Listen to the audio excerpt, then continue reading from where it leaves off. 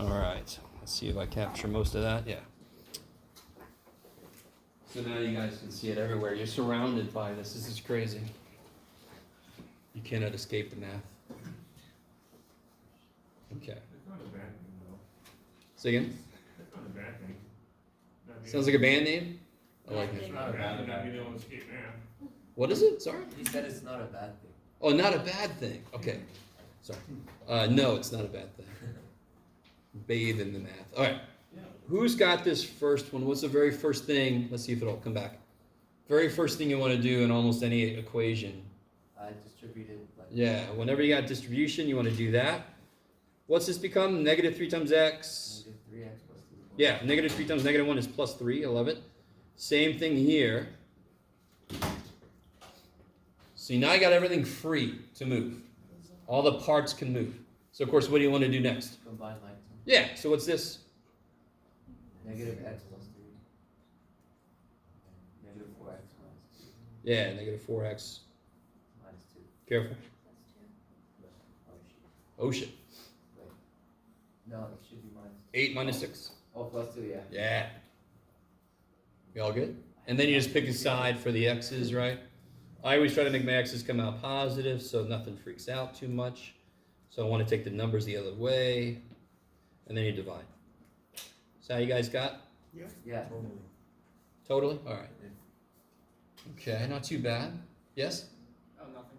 Okay. All right.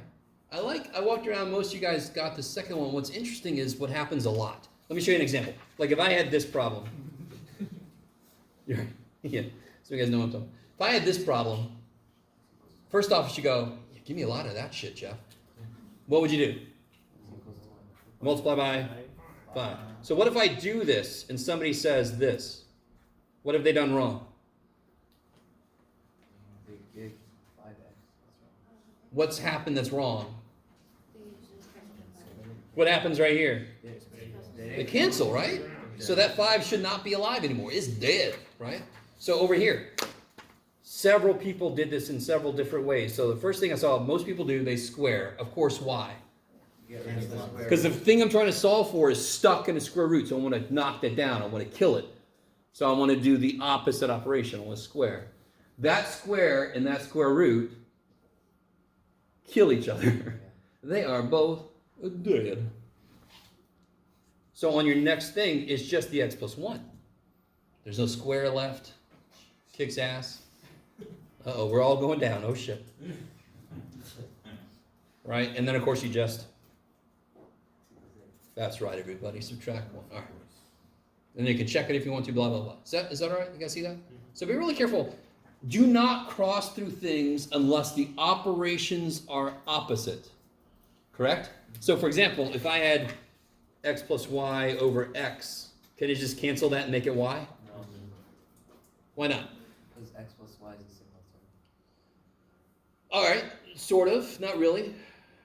But what's the operations? Addition, division. Are those opposite? No. So how the hell could anything cancel if I don't have opposite operations, correct? But I can understand why we want to do that because we want to get less shit. I don't want to see all that shit. Y looks a lot better than that, but it's unfortunately not the right answer, correct? Yeah. What's being divided by x here? X plus y. Both the x and the y are being divided by x, correct? So you could split it up if you wanted to. Are you guys with me? So the only time you cross through things is if there's opposite operations. And if you act with an opposite operation, those should kill each other. They shouldn't still be there, right? Okay. What about this one? Anybody remember what a fractional power means?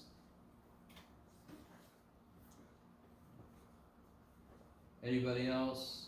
Hold on. I want to distribute it. Anybody else try anything? I know I talked to one person about this.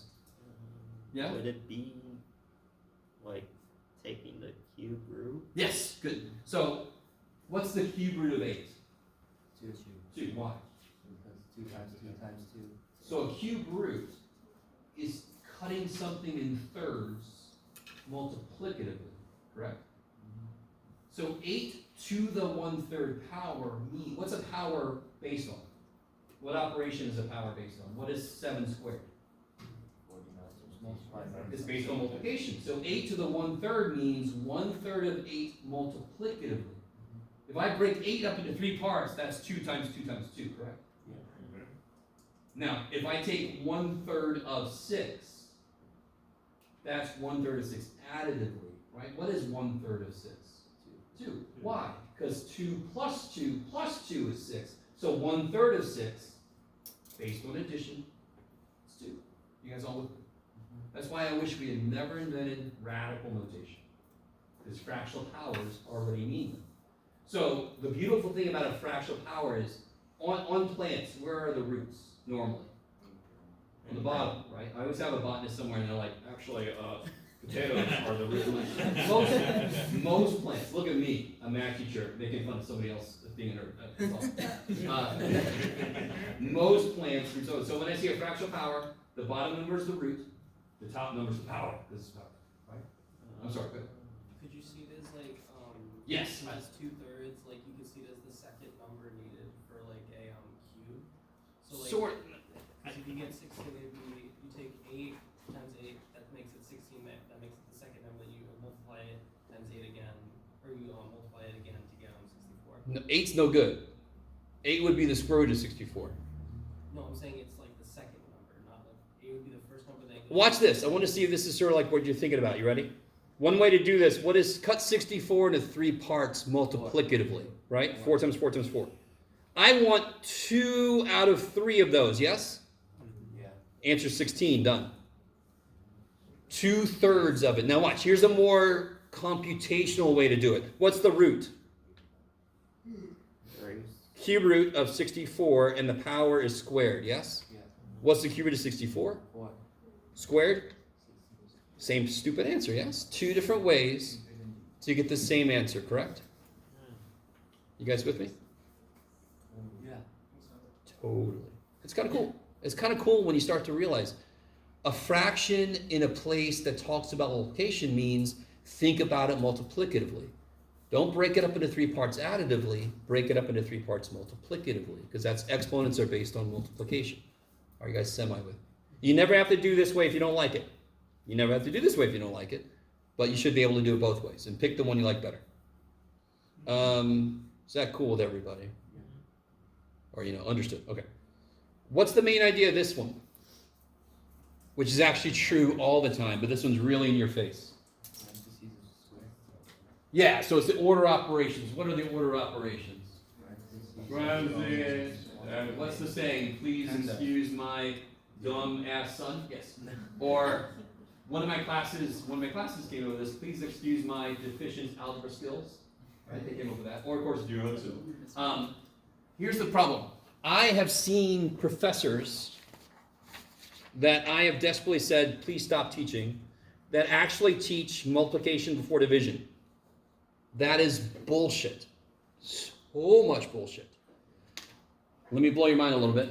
There is no division. Division does not exist. There's multiplying by the reciprocal. Yes? We just call it division as a shortcut. So why should one come before the other one when they're both the same damn thing? So when I have multiplication division, I do it as it comes. So the right way to, and I could, because I could have said this. Which one's easier to say? I'm done. Yeah, say this. Bedbasa. You sound, the officer's like, all right, step out of the car. It's not me, officer. So that's just easier to say. That's amazing. That's why we call it PEMDAS. It's just easier to say than PEDMASA. So the real way to write this should be parentheses first. Inside parentheses, exponents next. Either of these as they come, either of these as they come. That's the right way to write PEMDAS. Right? And you guys on Facebook at all? The few times I go on there, I'm only on there just to keep up with my mom's pictures of everything, but I'll see this huge discussion about this order operations problem, and I'm like tears. I'm like, come on, people. Anyway, so right here, look. This operation is subtraction. When is that going to happen? At the end, because subtraction is at the ass end of PEMDAS, so it's going to happen at the end. What's the very first thing I'm going to do? 10 minus Yeah, the parentheses. What's in the parentheses? 10 minus 13. Let me go here. What's 10 minus 13? -3. Holy shit. Sorry. Now, real quick, right there, the very first thing I see a lot of people do is they put 24. That is so not fair. What is the only number that it's dividing? 6. 6. So it's kind of like I have so much money and I'm going to spread it amongst 6 people. So if I had $18, we each get $3, right? If I make it 24, now I'm giving everybody like less than $1. And I'm like, these fools don't know that. So I'm dividing by 6. If you make it 24, do you see what I mean when I say that's not fair? Yeah. You're dividing by way more than the problem wanted you to. I'm dividing by 6. It would go on the bottom times 4. That's on the top. How the shit do they make 24? You see what I'm saying? And like I said to somebody, I have seen professors teach multiplication first. And I say, dude, you're getting the grammar of math wrong. Stop. Right? But do you guys understand? It's not just an arbitrary thing we made up. It's just the freaking way it works. It's only a 6 that's on the bottom. 24. Okay, I'll stop. So the next step, exponents. -3 squared is, 9. holy shit. And again, I'm doing this last, correct? Yeah. This whole block is all the same operation. It's all multiplication division. So I do it as it comes. What's 4 times 9? 36. Divided by 6 6. times 4? 24. There's the 24. And what's 12 minus 24? -12. If I have $12 and I owe you 24, I can give you all my money and I'm still $12 in debt. Right? So most people kind of like, we all, unfortunately, understand. Are you not able to go down? Okay, go over there. We all understand negative numbers. Banks understand negative numbers. Unfortunately. Yeah, I gotta go. We will finish this up. So just to let you know, every other Monday I've got to go to a Senate meeting at 11. So every other Monday, our class is over at now, basically at 10:50. Every other Monday, I've got to go to a Senate meeting. The meetings, the times I don't have a Senate meeting, I have time to stay after class and help you. Today's one of the days where I just got to kind of like rush out. So I'm sorry. But if I do have one person I want to give authorization to, right? Come up and see me. Yeah. Otherwise, I'll see you guys Wednesday. Yes. Should we start on the homework? Huh? Should we start on the homework? Hell yeah, start the homework. I mean, start reading. We haven't really gone over any trig yet, but yeah, you can start turning it ahead a little bit. Here's what's gonna make this the easiest for me. All right. Because I gotta run. Do me a favor.